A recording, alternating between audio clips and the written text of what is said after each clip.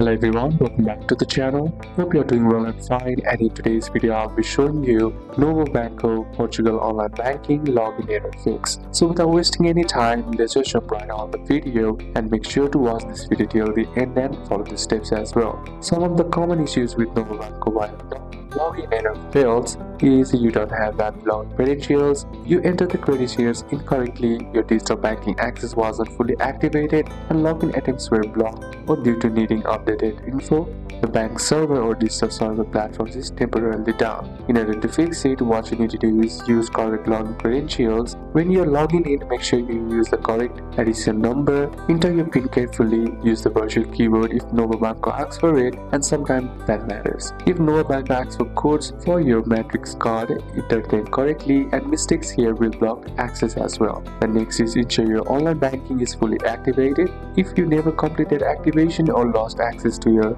matrix card, you need to reactivate digital banking access. You can go through the recover access or reactivate process in the Novobanco site if needed. The next is to reset PIN or get new access info if forget or blocked. If you forget your login PIN or addition number, or if the account is locked due to failed attempts, you can request a new PIN or reactivate online banking through the TechPorn access option.